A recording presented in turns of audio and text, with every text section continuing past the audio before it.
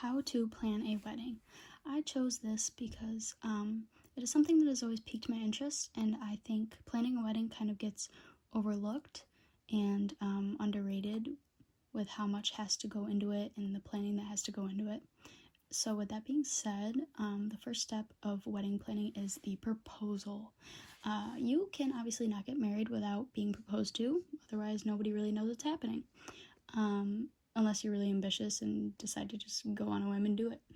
In today's day, fancy proposals are all the rage. It is the trend to go out and to have all these big proposals, to do it in front of TV or in front of a big crowd or friends and family. And I think that it should be remembered that a proposal should be specific to that person and whatever you think will make them feel special. And the wedding date. The wedding date should be picked out first before any other wedding plans. The wedding date is also important because it needs to fit around the wedding party's schedule. So for instance, if somebody in the wedding party had an obligation that day, you would need to know so that you could work around it where everybody can make it to the wedding. And this also helps in the future when you need to pick out a location and see what's available for that day and other wedding planning needs. Choosing wedding bands is important as well because the wedding band exchange is a large part of the ceremony, and it typically takes place after the vows. There are several options when choosing a wedding band: family heirlooms, designing your own, picking out matching ones. It really just depends on you and your partner's preference. The size of the wedding is an important aspect of planning a wedding. Typically, before you choose a venue, you need to have an estimated guess of how many people will be attending so that the venue can plan and work their way around that. Obviously, eloping would just be with the two of you, so that would require little to no planning or letting the venue know in advance. A smaller family wedding, it's easier to work around, but the larger one with friends, family, colleagues, those are the ones you have to watch out for because it is harder to fit that many people in a venue, especially one you specifically picked out if you want to pick and choose.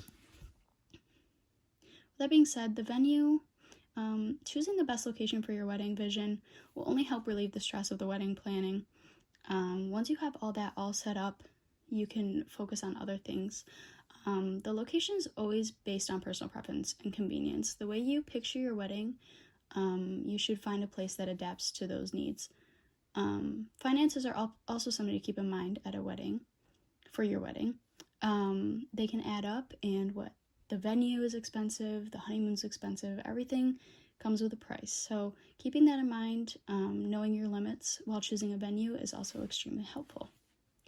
The reception venue as well needs to be picked relatively towards the beginning of your planning.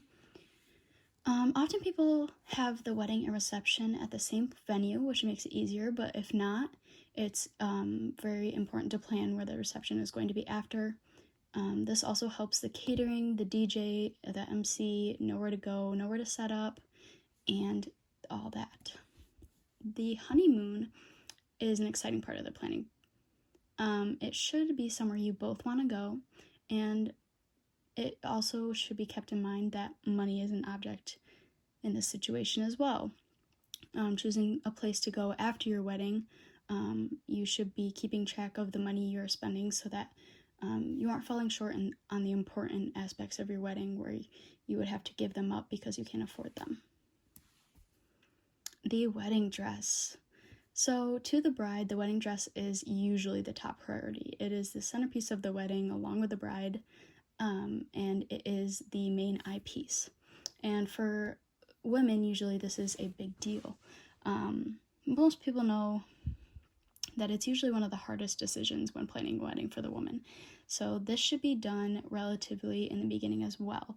And that way you have time for alteration appointments and payment that needs to be made up before the wedding. And so that should be kept in mind. The wedding party attire.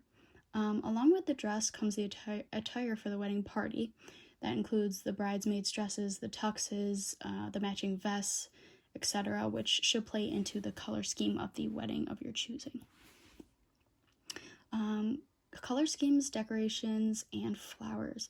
Those are one of the biggest things that people think of when planning a wedding is picking the color scheme. What colors do you want to be the main focus for your wedding?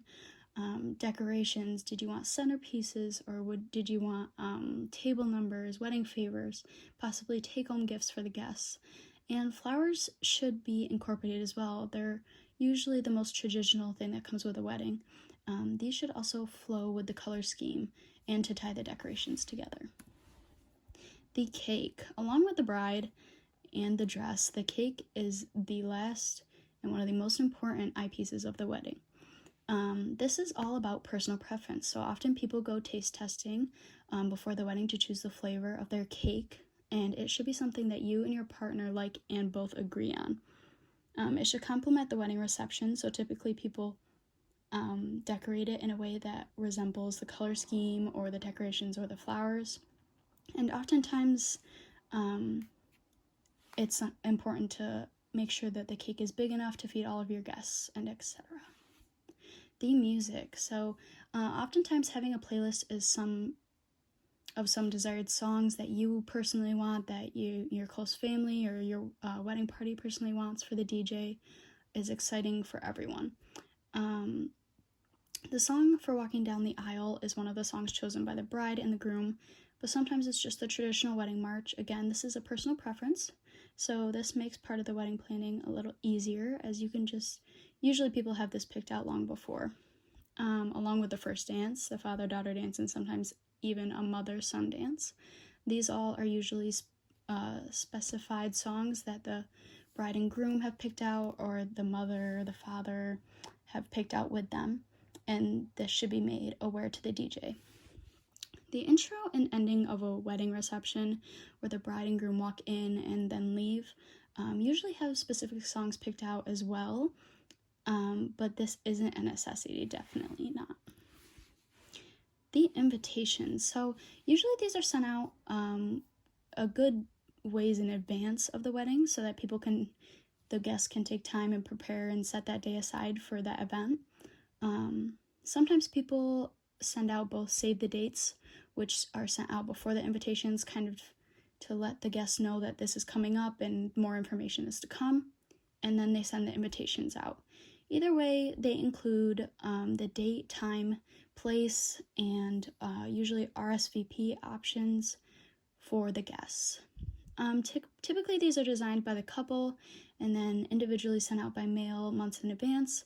They can be designed with your personal preference in mind, or they can be designed with the color scheme that goes with your wedding. It is all up to you. Day of the wedding prep. So the big day has come. Most of the day, everybody knows, is usually in chaos. This is when the final touches need to be done and finalized. Caterers get set up, DJ gets set up, the venue is being decorated, and it is key to make sure that the wedding party's hair and makeup is done and the groomsmen and the groom are all set up and ready to go.